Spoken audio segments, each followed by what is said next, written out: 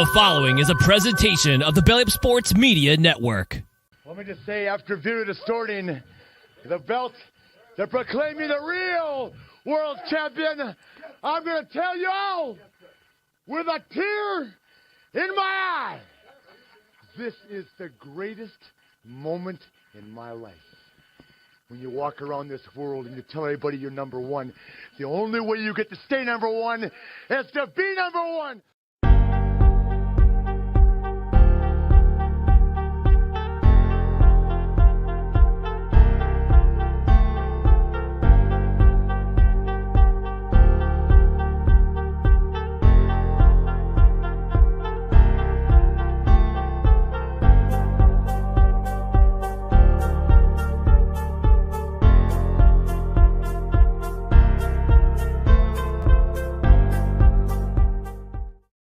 Hey, everybody. Good morning. Welcome. It's Monday, June the 12th, 2023. Yours truly, Captain Lou, with another edition of the Captain Lou Extravaganza. We are live here on the Captain Lou Sports Network on YouTube, and as always, live on our Twitter feed, which is Real Captain Lou. We invite you to follow us on Twitter as well, or we're live on Facebook on the Captain Lou Extravaganza Facebook page as well.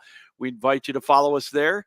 And again, subscribe to our YouTube channel, which is the Captain Lou Sports Network, as we got all of our shows there. You can archive any of the interviews that you may have missed, and you can go back and listen to some of our comments on our other shows. Lots going on the Captain Lou Sports Network. And again, Monday, June the 12th, 2023. We're back here in our studio, down in the palatial studio here in Grand Ledge, Michigan, where we originate our show.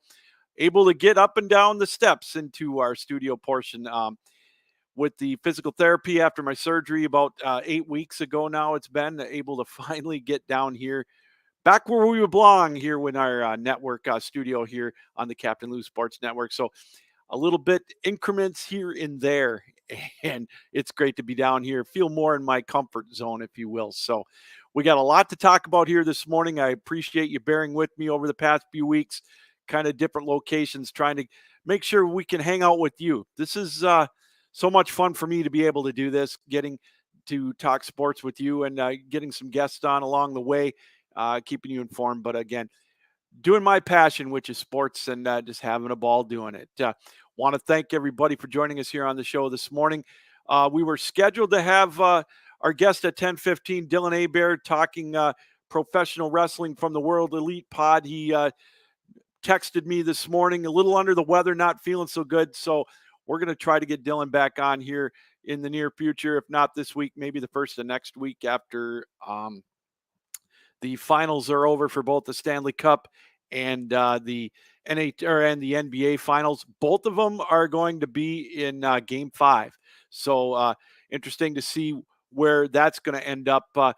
With Denver tonight hosting Miami in Game 5. We'll talk a little bit about that a little later on in the show. Stanley Cup finals tomorrow night. Lord Stanley's Cup is in the house in Vegas. It will be tomorrow night. Game 5 there, as Vegas jumped out to a 3-0 lead and held on to win 3-2 on Saturday night. So that sets up a potential clinching Game 5 for Vegas. We'll talk a little bit about that as well. How many of you watched the PGA Open, the playoffs last night? It stretched out to about 7:15, 7:30 Eastern time. And Canada's only Nick Taylor with a beauty of a putt, one of the best putts you'll ever see.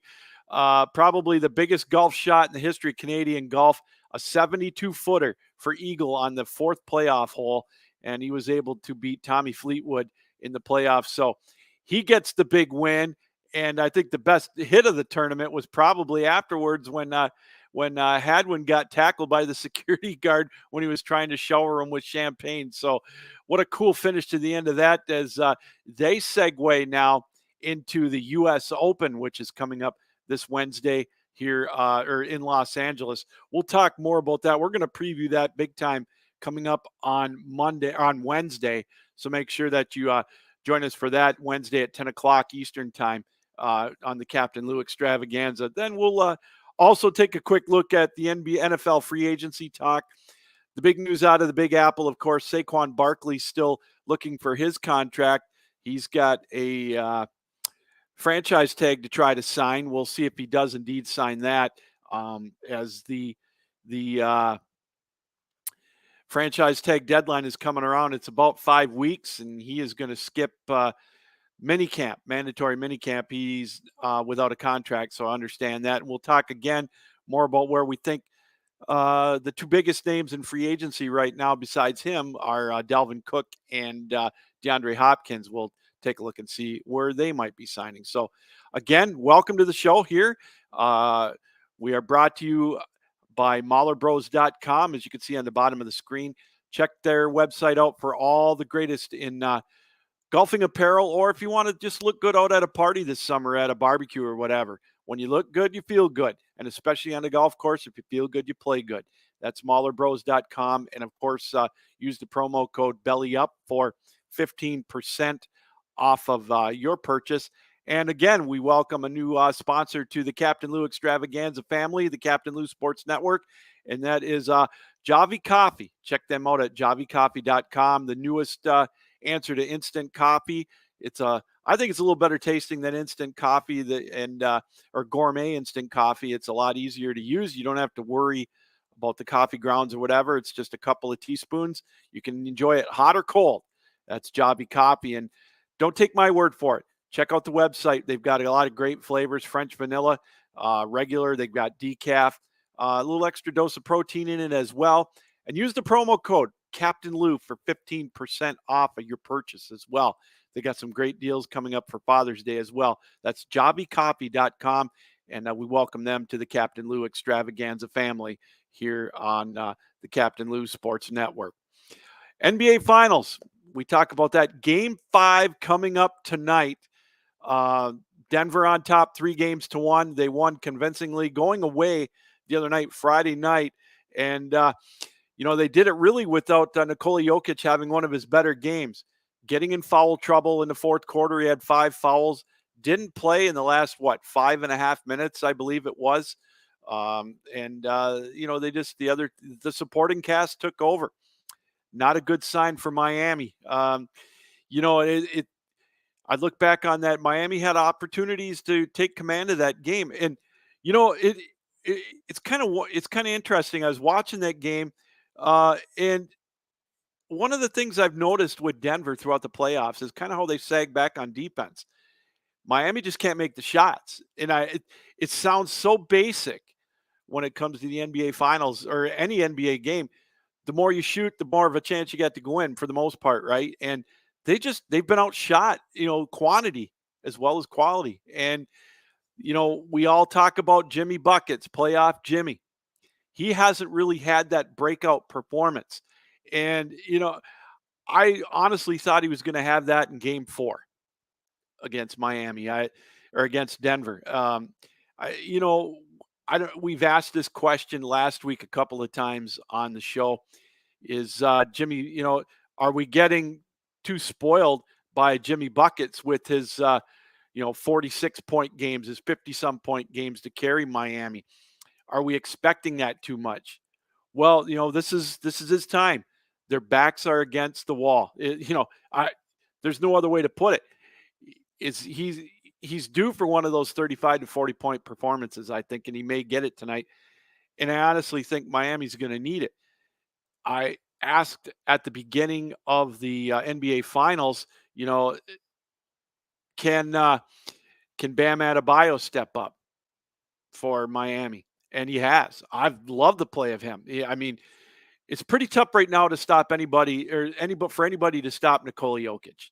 We'll just put it out there. He's a presence right there. I can't say enough about him. The 2-time MVP probably should have got the 3rd MVP. And for all intents and purposes, should Denver win the series even tonight, I think he'll probably be the MVP of the playoffs or the finals anyways. But, Bam Adebayo has done great for Miami. And they got some good effort out of Kyle Lowry, Kevin Love. I think even Duncan Robinson was in double figures. But you look at some of obviously it's not been enough. The turnover issue was big in game 4. It's just uncharacteristic of Miami. But, you can't count them out. we've talked about it. I don't know how many times. Miami's an 8 seed. But they're not really an 8 seed. Last year they were the top team in the Eastern Conference, so they've been there. But their backs really are indeed up against the wall tonight. You can use all the cliches you want. How are they going to stop Denver with their depth, with their starters? I mean, Aaron Gordon stepped up 27 points in game 4, his height. We talked about Jokic not really having one of his greatest games in game 4. It was in foul trouble and he still had 27 points, I believe, but Aaron Gordon stepped up. But, an unsung few minutes was played by KCP. Contavious Caldwell-Pope had a couple of big steals, and then that big 3, that defensive play he had on Jimmy Butler in the fourth quarter was absolutely amazing. And that's one of those things you can look back on maybe at the turn of the playoff or at the fourth quarter, maybe as I don't know, a turning point, if you will. And then he was able to come down and hit that clutch 3. I remember watching those all too well when he played for the Detroit Pistons, and was just hated the day when he was traded to the LA Clippers. But he's been a big, not a huge player in this playoffs. He's probably had an off series, but he came through in game 4 when they needed it. And again, you talk about the likes of Aaron Gordon. He played well. Michael Porter Jr., again, I thought maybe he would step up a little more in game 4. He hasn't yet. It's not been his greatest series, but Miami hasn't been able to take advantage of that. Other players have stepped up, and again, Denver with their size, with their athletic ability, maybe just a little too much for Miami. It was a wake-up call in game 2 for Miami, or for Denver rather, getting beat at home against Miami. Their first playoff loss at home this year, and they went down to Miami with a purpose. And what I love about this Denver team too, they go about their business. They're not, I don't know, taunting. They're not, I guess I'm old school again. We keep talking about it, and maybe I should kind of lighten up a little bit on that. They're not brash. They don't talk, smack after the game. They don't talk smack on, in their interview. They're just, they've got a purpose. They've been, this is their opportunity for a first NBA championship for this franchise. It's hard to believe all these years Denver, with some great teams over the years, in the 70s when they came from the ABA, Dan Issel, David Thompson, some of the big names from early on, never able to win a championship, that being the Denver Nuggets. And now they're on the cusp of winning game 5 at home, 3-1. It's it's a pretty Herculean task now for Miami to be able to win 3 straight. It's been done. All you got to do is ask the Cleveland Cavaliers. Kevin Love has done it, so he knows what it takes. But boy, oh boy, this is going to be a big task. They got to win 2 in Denver and start, including game 5 tonight, then go back to win game 6 at home, of course. But, Miami's going to have to make those shots. It's kind of like the Vegas Golden Knights. Miami's got to come out quick. They got to come out and take the momentum. They've got to take advantage of it. They got to try to draw Jokic into foul trouble, but they've got to come out jumping. They've got, and obviously they got to hit their 3-pointers. But they've got to come out and set the pace, set the tempo right away. It's basic. I get it, but that's really what they have to do. And if they can do that, get Denver on their heels a little bit, maybe get them in the mindset like they were in game 2, where maybe Denver came into game 2 thinking we don't lose at home. So maybe, and if they can get that maybe a little overconfident, who knows, Miami steals this, then the pressure starts to get a little more on Denver. But Denver's got 3 games to win 1. And that's a pretty Herculean task for Miami if they think they can do it. But game 5 tonight, you can't count them out. Eric Spoelstra, he's a mastermind right now. He's, if he's not one of the best coaches, and if he's not the best coach in the NBA, he's got to be right up there as one of the best. So Eric Spoelstra, to me, he'll have them ready. I look for Jimmy Butler to have a big game. I look for him to have at least 30. And, the stat lines I look at, if you go to DraftKings and, a single game parlay, I'm looking for him to have at least one 3-pointer again and probably get a combined 35 points, rebounds, and assists. And so if you do that, you're going to get positive money back. So, I mean, that's kind of the bet I'm looking at right now. I'm not saying they're going to win. Denver opens up a 9-point favorite right now going into the game tonight. And so it'll be interesting to see. But game 5 tonight, 8:30 on ABC. We could have a new champion crowned. Denver could be the, what did I see, the 5th franchise to win their first NBA championship and their first finals appearance in the last 40 years. So a lot to look forward to. And then after they win, maybe then you're going to start hearing all the dynasty talk. I'm going to cool my jets on that. When you look at dynasties, you look at Golden State, you look at the Boston Celtics, you look at the Lakers, you look at the Bulls. I mean, they haven't even gotten up to the likes of the Detroit Pistons, who've won 3 titles, or the Miami Heat. So Denver has got the blueprint right now. I love the blueprint of this team, building it up through free agency and, of course, drafting with their draft with Jokic.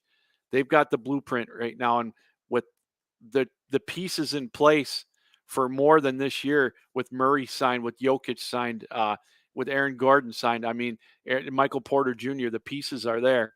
But let's get them through to a championship, which is potentially going to happen tonight for the Miami Heat, or for the Denver Nuggets, rather, in Game 5 coming up tonight in Denver. 8:30 will be tip-off time, and that's going to be on ABC. So, hey, before we get to talking to hockey, make sure, again, we want to talk a little bit about Mahler Bros Golf. If you're like me, you're on the golf course. Well, I hope to be back on the golf course in a couple of months anyways, after my surgically repaired foot and leg are healed. You're out there and it's hot.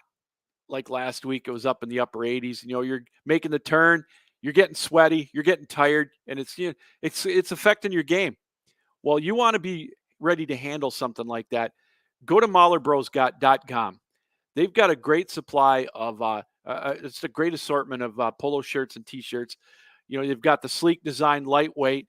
They've got, a design maybe if a little bit louder if you like to make your presence felt that way, or more of a conservative look that, kind of like what I like to wear. They're form-fitting, they're great, and they're comfortable. They'll make you feel good on the golf course. They'll make you look good. They'll make you feel good. And when you feel good, you play good. And, if you're like me, you need all the help you can get.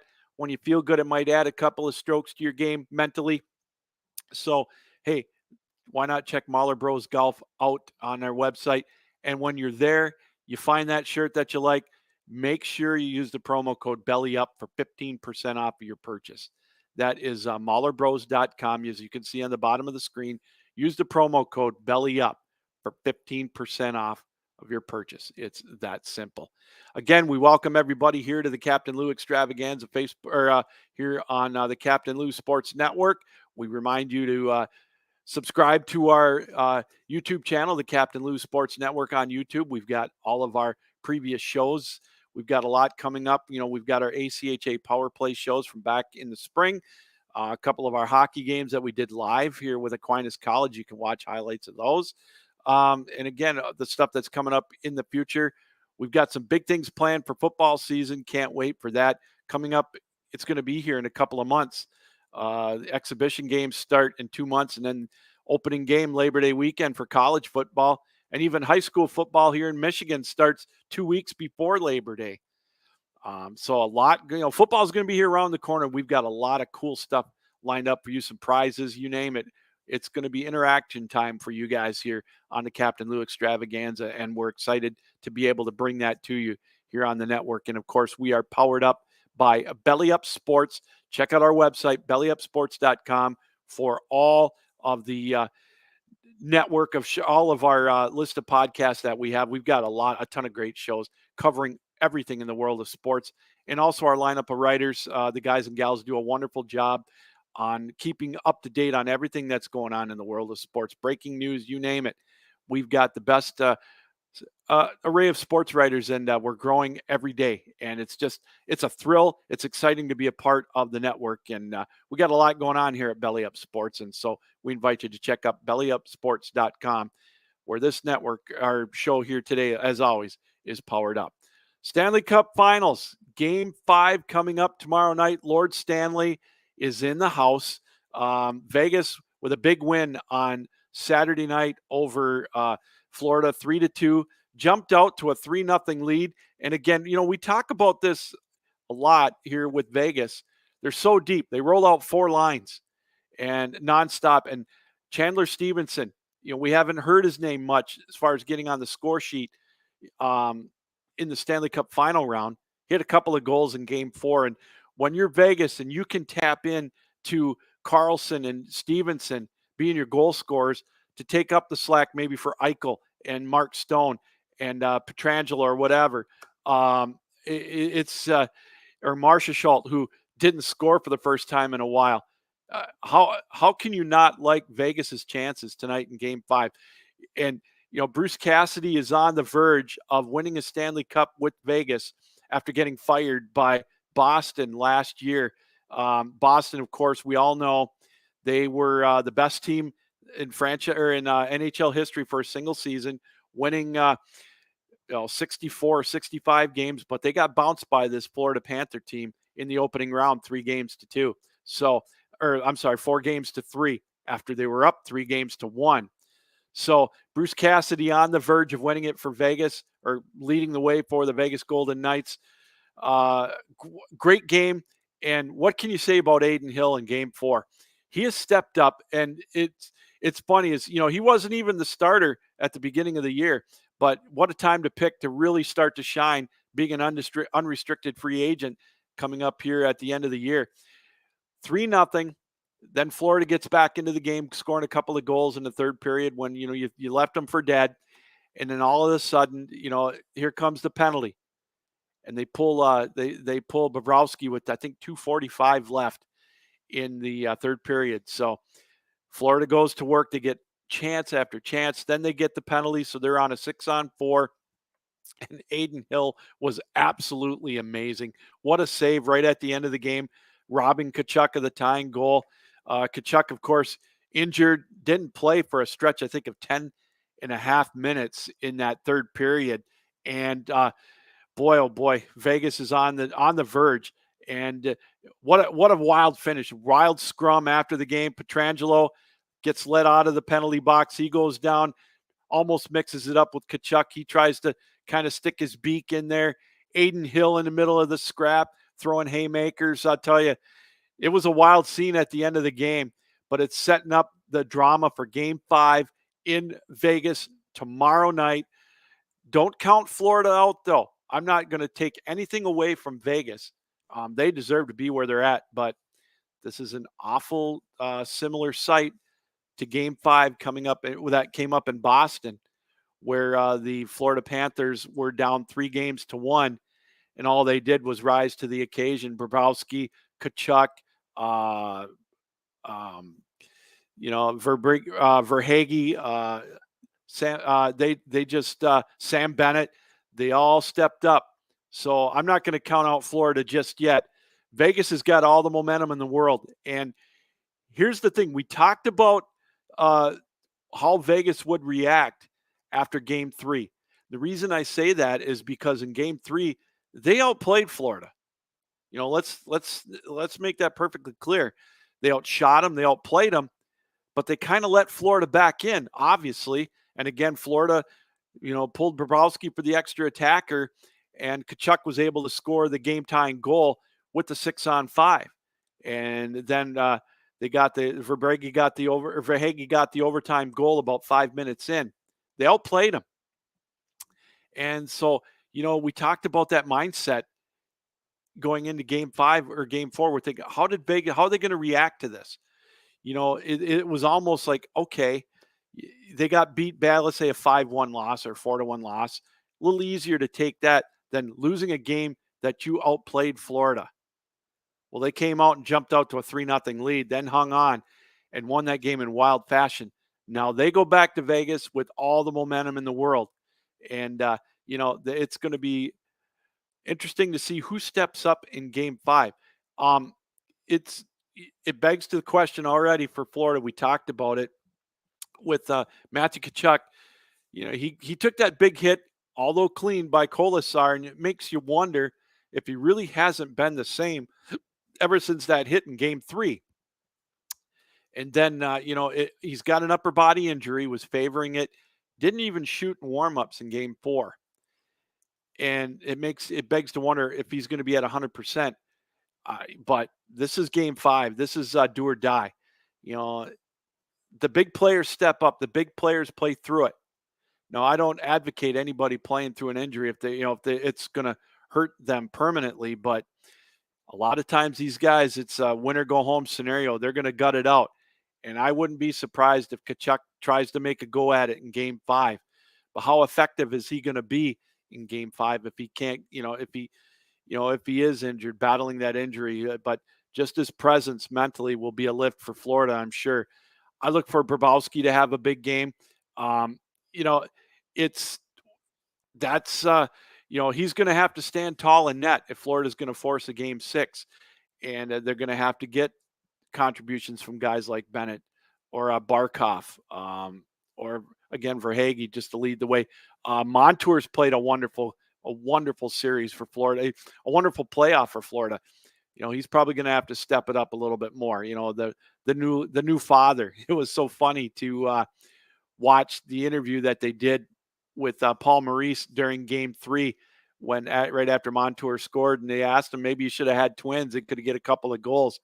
But Montour is going to have to step up if he can, because he's already played such a wonderful series. So we'll keep an eye on that. But, I think, in my opinion, Florida, they've got it. It's just like we talked about the Miami Heat in the NBA Finals. Florida's going to have to jump out early. They're going to have to stem the tide of Vegas, because, with all the pomp and circumstance that is the pregame in Vegas, which is right now second to none, in my opinion, Vegas is going to come out with all the mojo. They can taste it. Lord Stanley's, they know it's in the house. They're on the verge of getting their first cup. Both these teams are, obviously, but Vegas with a 3-1 lead, they're going to open up. They're going to open up with all the firepower, with all the fervor. Florida's going to have to stem that. They're going to have to try to score a goal early. It's a game of momentum. If they can get that early goal, you just never know. They can maybe put Vegas on their heels a little bit. And the other thing is, they're going to have to stay out of the penalty box. They haven't really had a consistent answer to Vegas's power play. So they're going to have to stay out of the penalty box. Don't take the stupid penalties. If Vegas can, or if Florida can do that and jump out to an early lead, if a guy like Montour can get the goal, over, maybe help ease the workload of Tkachuk, because he's battling that upper body injury. If they can do that, if they can stem the tide a little bit, maybe they can get that momentum and carry it and get it back to Florida for game 6. If not, then we're going to be seeing a Vegas celebration and game 5 in Las Vegas.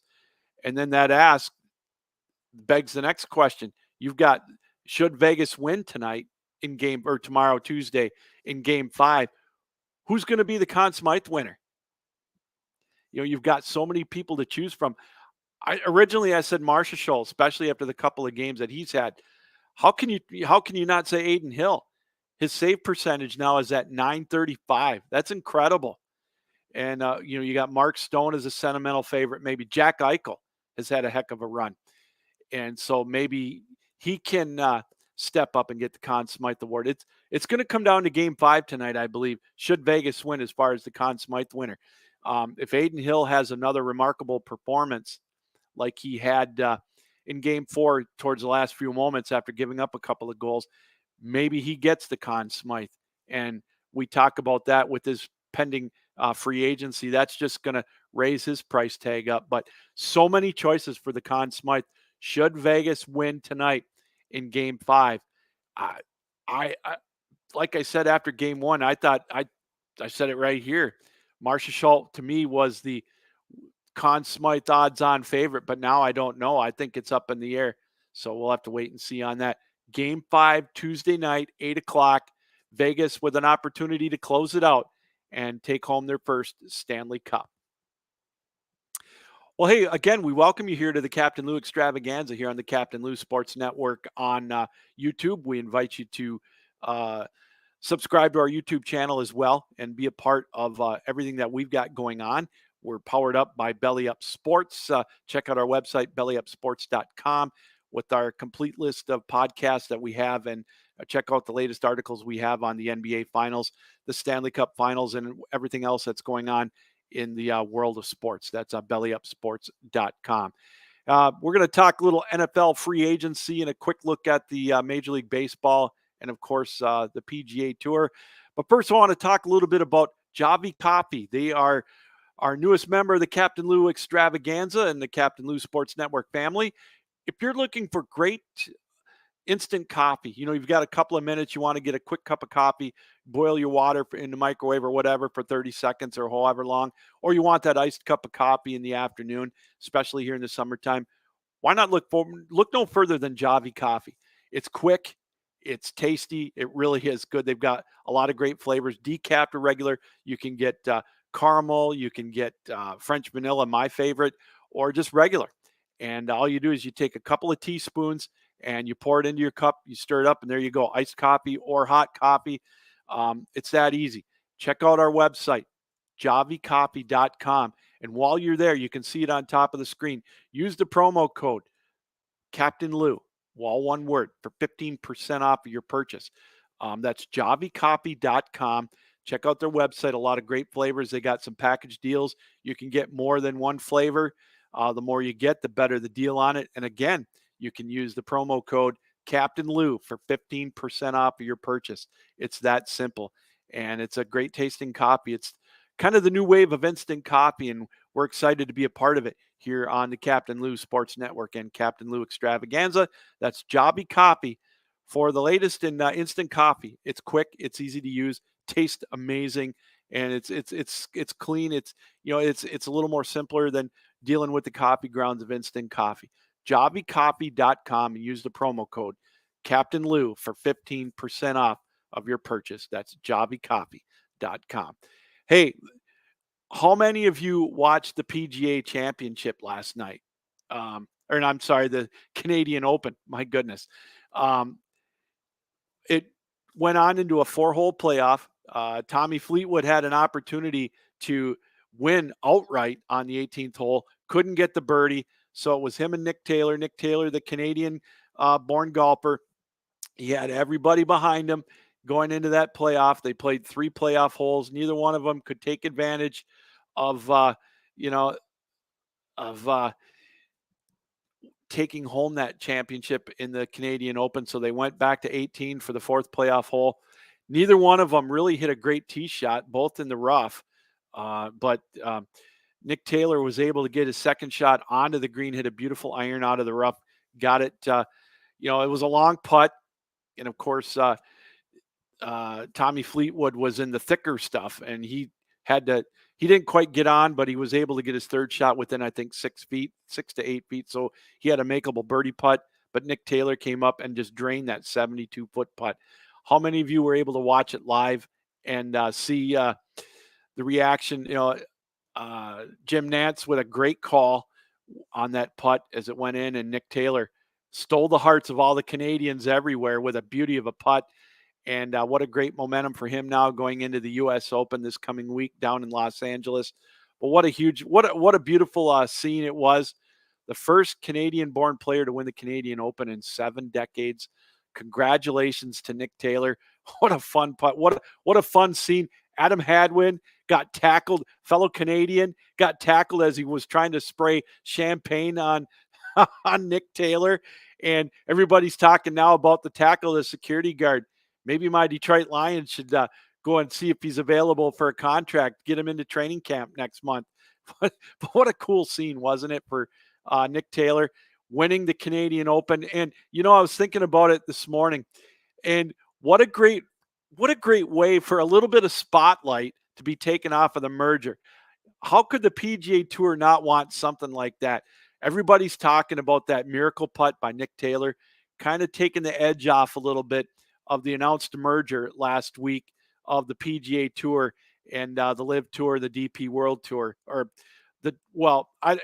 depends who you talk to. They're not saying it's a merger yet, but it still was a great way for the PGA Tour to kind of give themselves something better to talk about. And Nick Taylor, they should be bowing down to Nick Taylor this morning and saying, thank you, thank you, thank you for giving us something else to talk about besides the merger and the egg on the face that was the PGA Tour. So now they can kind of segue into the U.S. Open, which is starting Thursday.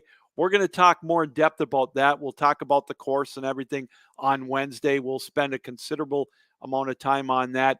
Who knows? We might be talking about Stanley Cup and NBA champions, but we'll talk more about that on Wednesday. But what a great way for the PGA Tour. I mean, it was a break for them. Now they got a little bit of good news, if you will, with that long putt by Nick Taylor. And he now caps off just a storybook weekend, as now he'll head to the U.S. Open with everybody else this week down in Los Angeles. Starts on Thursday. We'll talk more about that. And, we'll talk about Rory McIlroy. Rory he can't win for losing.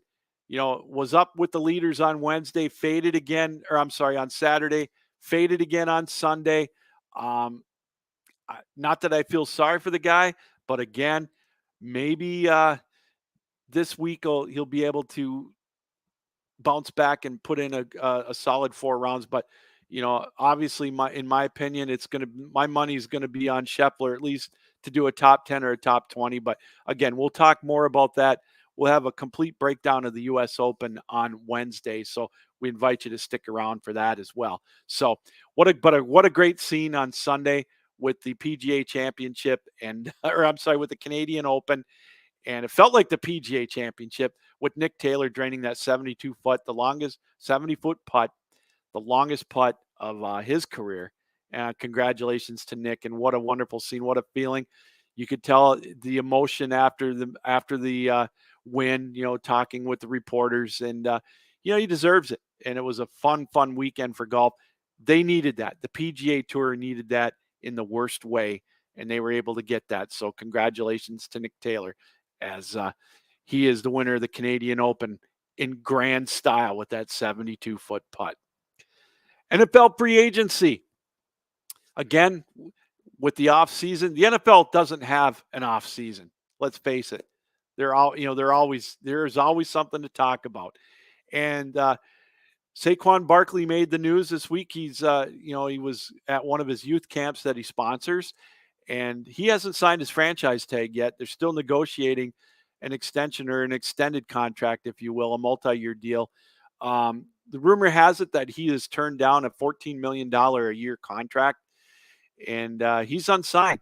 So he's not going to be at minicamp. He's going to hold out, which, he's not under contract, so he really can't even be there. But, he's still holding out hope to sign with them. The Giants need him.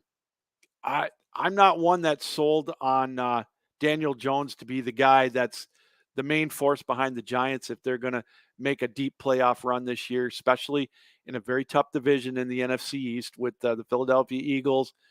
By far the best team in that division. And Dallas, they're there in the regular season. They can never do it in the playoffs, but they need Saquon Barkley. And, we talk about I don't want to say the undervalued running back position, but the maybe devalued or overlooked maybe, but it's not a running back league right now. And I just don't know how much the Giants are willing to go. $14 million in the running back market sounded pretty fair. I know he wants more. He's looking at, obviously like the $20 million value. I don't think he's going to get it, but the Giants need to find a way to get him signed to a multi-year deal. I don't know if he wants a 4 or 5 year deal. It's his second or his first big contract, whatever. He's finished up his rookie deal. Boy, oh boy, it's such a tough call for New York, but it's going to be interesting to see what happens with Saquon Barkley now, as they're coming up on a month away from that July 17th deadline. And then after that training camp starts, like we talked about earlier, it's going to be about 6 weeks. Then training camp really gets into full gear. Teams start arriving, I believe the rookies July 20th in some instances. So it's coming up soon. Before you know it, it's going to be here. So that's training camp news as well as DeAndre Hopkins and Dalvin Cook with free agency news. Where are they going to end up? Dalvin Cook, we talked about it on Friday. It was made official Friday afternoon. He is now a free agent, free to sign anywhere. Some of the names that come to mind are the Denver Broncos and maybe the Miami Dolphins. I still am not going to put it past the Dallas Cowboys to try to make a run at him. Cook wants big money, and I still think he's got a lot left to offer, just like Saquon Barkley. I think they're both about the same as far as their injury history. I think they're both halfway decently reliable. I think maybe Dalvin Cook might be a little more reliable. I don't know if reliable, a little more dynamic as a pass catcher. But I've seen what he's done to Detroit in the NFC North, and so that's kind of what I'm looking at. But I could see him in Denver. I could see him in Miami, and I think he would fit in great in Miami. But again, like I said, don't be surprised if Dallas makes a big run at him, or maybe a surprise team out there that we don't know about. So, and then with DeAndre Hopkins, I know that he has looked at the Tennessee Titans, and I know he was visiting with the New England Patriots, and that's an interesting one to me. New England, to me, they're kind of, I don't know if being in transition is the right word, but I just don't see him fitting in with the Bill Belichick scheme.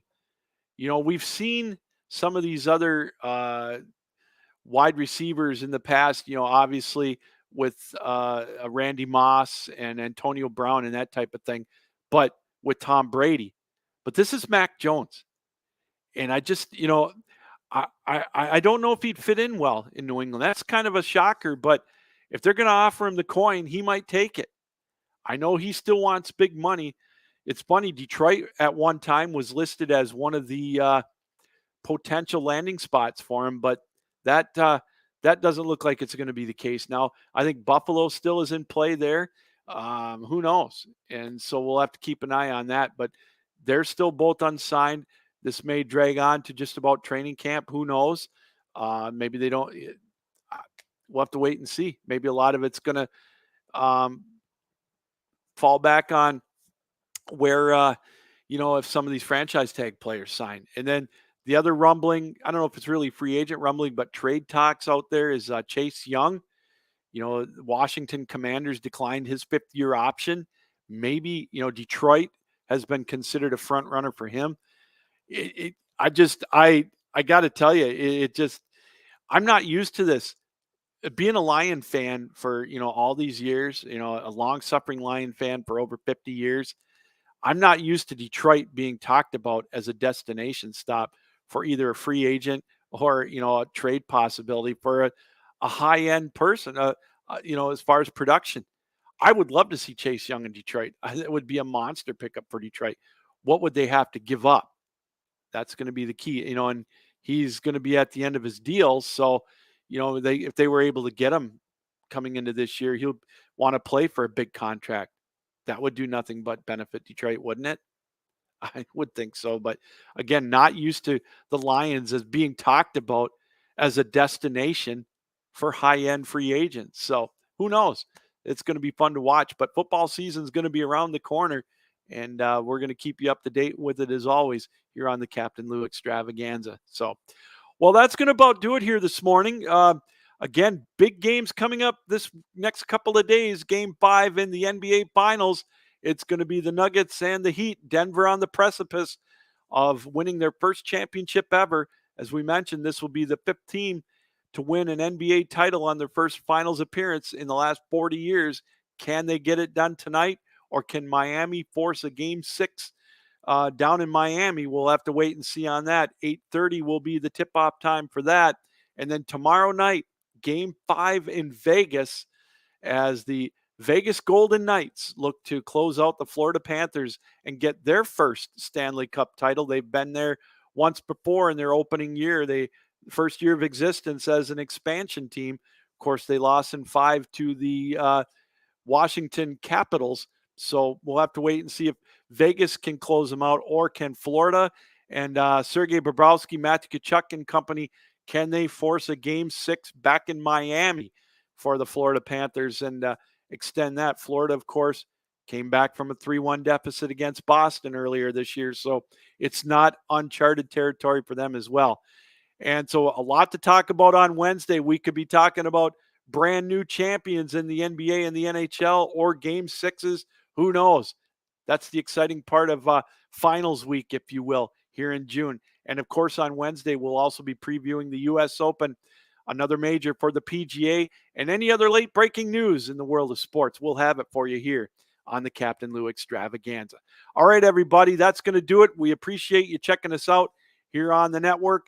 Join us Wednesday, 10 a.m. Eastern time for another edition of the Captain Lou Extravaganza. This reminder, keep your heads up, keep your feet moving, keep your sticks down. But as always, most importantly, keep your minds open, everybody.